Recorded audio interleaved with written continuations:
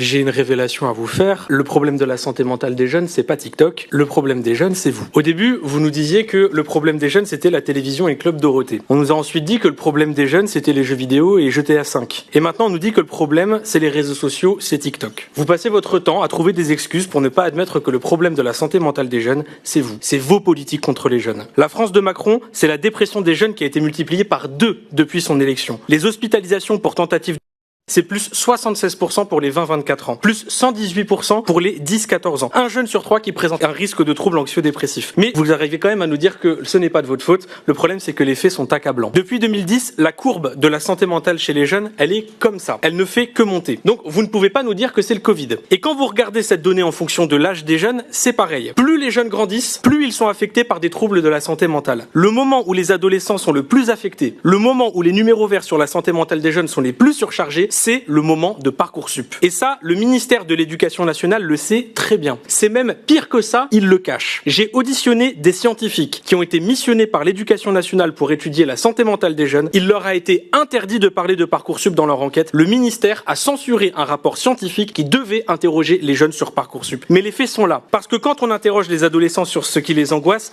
ils disent ça. Notes, avenir, cours, études. Et vous voyez, il y a même Parcoursup qui est marqué juste ici. Quand on interroge les jeunes, je ne vois pas marqué TikTok. Je vois marqué bilan des politiques d'Emmanuel Macron et de Gabriel Attal. Parce que quand on est lycéen à 40 dans une classe, où les professeurs absents ne sont pas remplacés, et quand on sait que c'est un algorithme qui va définir le reste de notre vie sur la base du contrôle de la veille, oui, ça affecte la santé mentale. Quand on est étudiant, qu'on travaille à côté de ses études, qu'on a 100 € de bourse, qu'elle est même pas indexée sur l'inflation, qu'on a un budget de 700 € par mois pour vivre dans des villes où le loyer est à plus de 1000 € pour un studio, qu'on doit faire une croix sur les activités culturelles, qu'on voit pas ses amis parce qu'on a à peine de quoi s'acheter à manger, bien sûr que ça affecte la santé mentale et ça concerne des millions d'étudiants, c'est un phénomène de masse. Quand on est un étudiant qui doit trouver un stage dans un pays avec 20% de chômage des jeunes et qu'on peut pas avoir de diplôme si on trouve pas son alternance, ça rend fou. Et en plus, c'est pas vos gosses qu'on envoie en alternance. Ils ont pas papa et maman pour faire marcher le réseau. C'est encore plus dur d'être recruté quand on est noir ou arabe.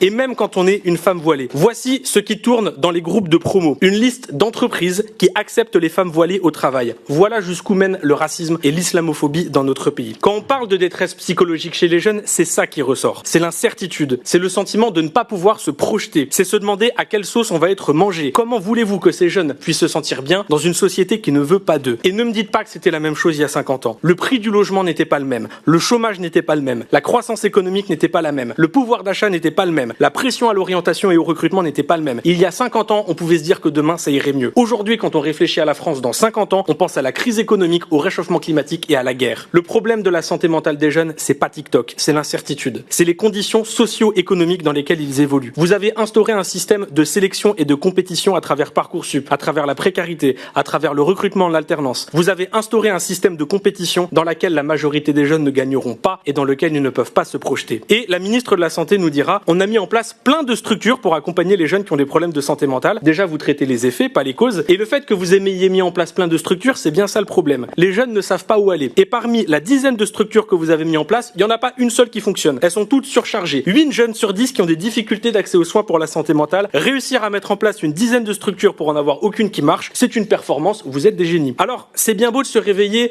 un an avant l'élection présidentielle pour faire des TikTok et de la récupération politique sur la santé mentale des jeunes, quand on est soi-même le problème. Et je parle notamment de Gabriel Attal. Bonjour. Il a été ministre de la Jeunesse, ministre de l'Éducation, Premier ministre. Je l'ai invité à ce débat, il n'a même pas pris la peine de venir. Je veux que vous compreniez que c'est vous qui aggravez les inégalités sociales. C'est vous qui avez instauré une concurrence malsaine et déloyale dans la jeunesse pour faire croire à un ascenseur social qui n'existe pas. Et c'est vous qui avez laissé mourir nos services publics de santé face à une demande toujours grandissante. Alors, mes chers collègues, si j'avais une conclusion à donner à ce rapport, c'est arrêter de dire que c'est de la faute de TikTok. C'est un amplificateur. Les responsables de la dégradation de la santé mentale, c'est avant tout vous et vos politiques contre les jeunes.